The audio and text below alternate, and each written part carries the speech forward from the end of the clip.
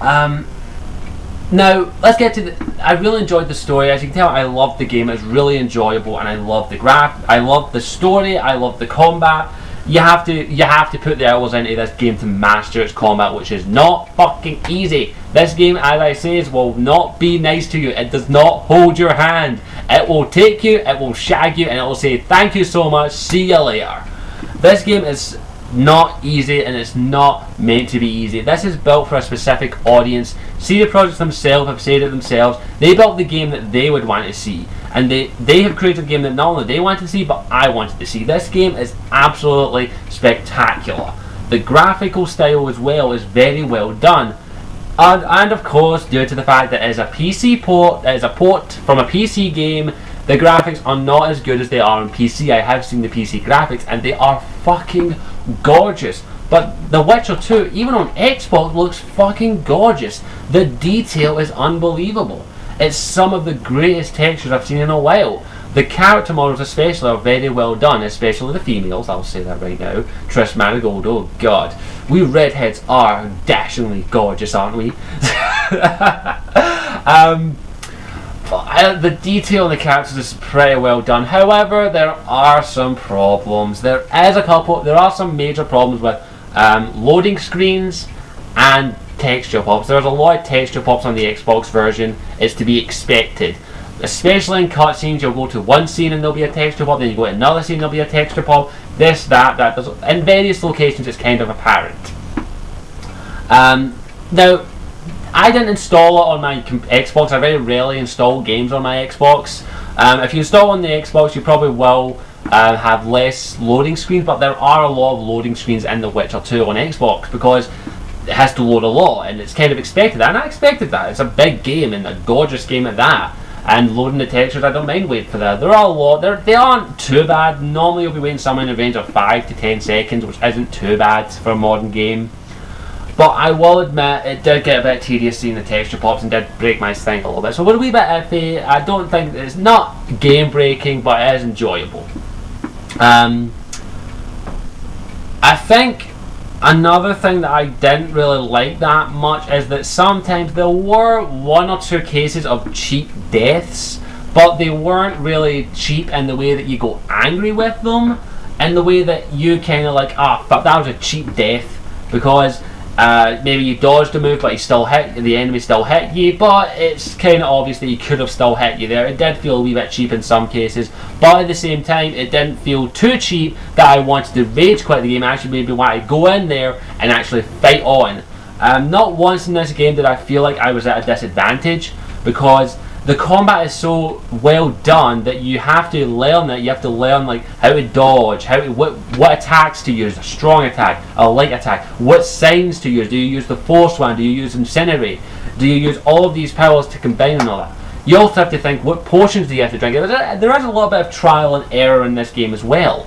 You actually have to go to a certain enemy, and if you're going up against like a group of fucking neckers, which is basically these little ugly black things, which basically just munch on you, you have to be going.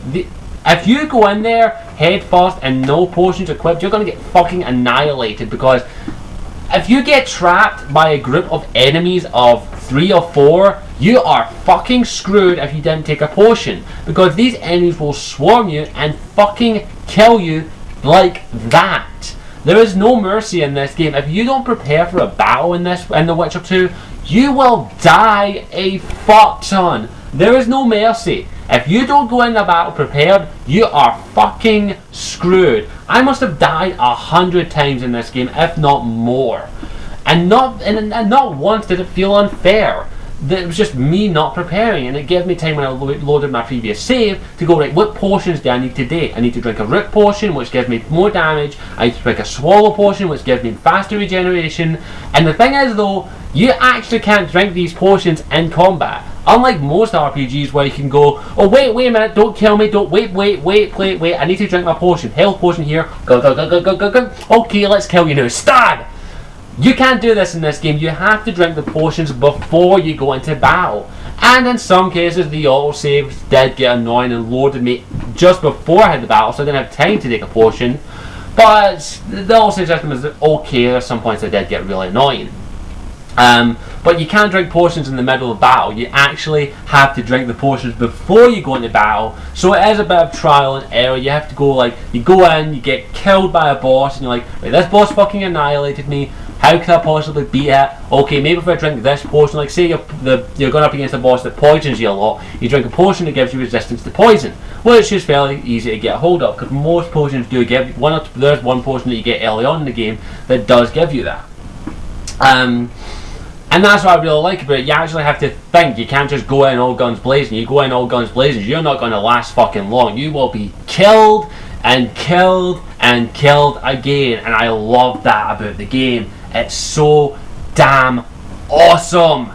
I love that about it. Not only did it give me the satisfaction of I finally beat a boss, but it gave me the satisfaction as I did that on my own. I fucking beat it. Screw you, screw you. Yes, I'm the daddy. Woo! And yeah, I get really excited there.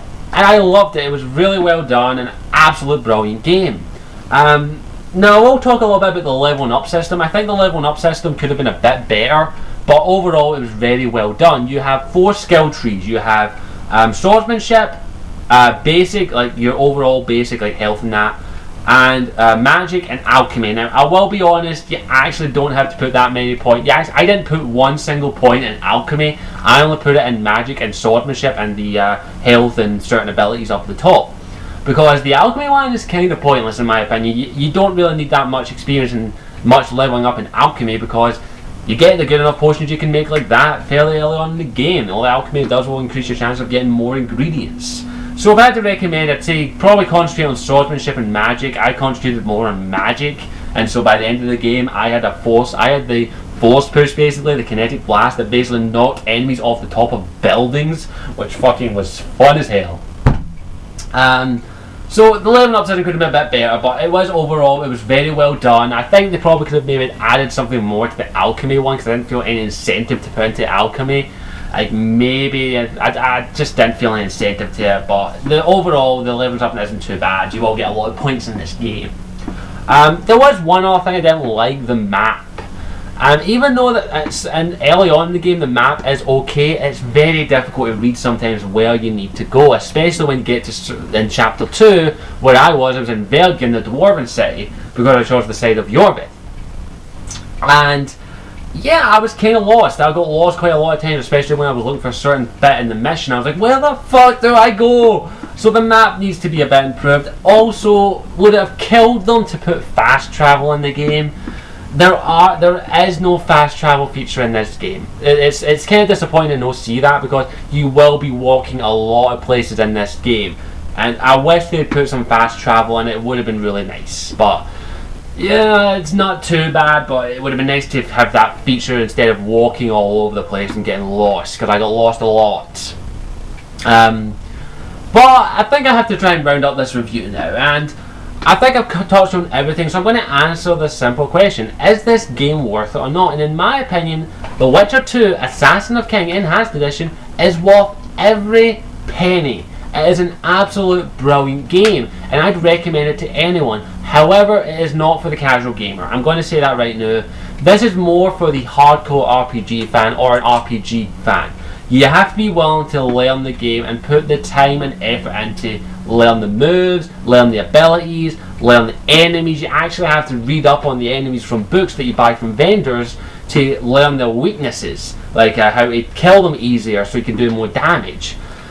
So you will need to put a lot of time and effort into this game before you feel like a badass, but that's the good thing about it. So if I had to say it, I'd recommend this mostly to hardcore RPG fans and people who are looking for a really interesting story, because this game has an absolute brilliant story, and I'd recommend it to anyone. And not only is it worth every penny that you'll pay for it, it is an absolute amazing game. And honestly, if I had to say, if you can, try and get it on PC, because the PC version is better. I'm going to be honest, from what I've seen, and I'm still going to get the PC version. I'll say it right now, I want to buy this game twice. How bad's that? But yeah, I'd recommend this. I say it's worth your money, worth every penny. How much time do I have left? It's worth every penny that you'll pay for it. So if you can, go get it. And now, unfortunately, I can't show you what I got in there, because all I got was the game discs. But with the enhanced edition, you get the soundtrack, a map, and a game quest handbook, which I'm actually really want. I'm sorry, I want it. So I'm probably going to buy this game again just to get that stuff, because the soundtrack is amazing in this game and I fucking loved it.